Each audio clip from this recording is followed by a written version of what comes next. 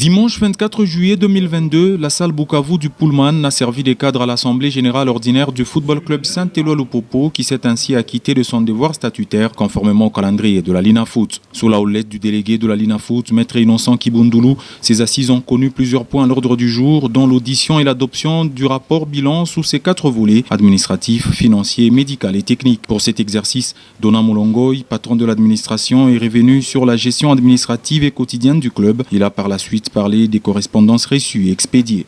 Guylain Tengu, médecin de l'équipe, a pour sa part dressé le bilan médical de la saison. Il a à cette même occasion remercié la direction du club pour s'être investi pour la récupération des joueurs blessés. A noter que tous les rapports ont été adoptés à l'unanimité. Ensuite, prenant la parole, le président Jacques Yaboula Katoué a adressé ses remerciements au chef de l'État pour le soutien tant moral que financier, aux membres du gouvernement provincial du Haut-Katanga, aux honorables députés provinciaux ainsi qu'à toutes les structures du club pour avoir participé activement au retour de Lupopo en Afrique 7 ans plus tard. Aussitôt après, le boss a peint la situation actuelle de sa chère équipe avant de faire des annonces importantes.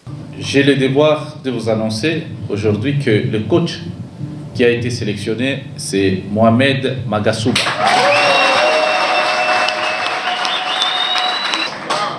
Il a signé avec Lupopo pour 3 ans.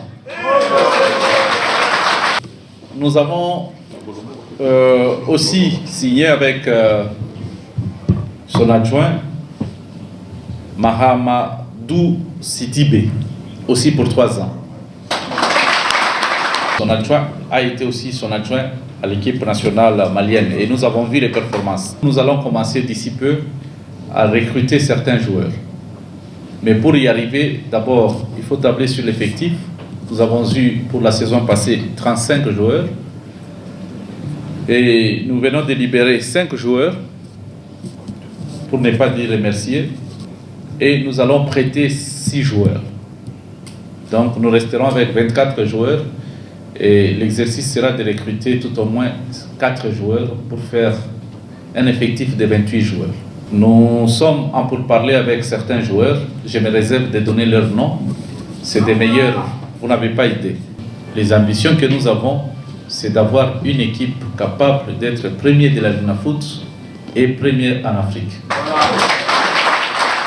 Et pour ça, ensemble avec vous, nous allons mettre tous les moyens possibles pour que l'équipe y arrive.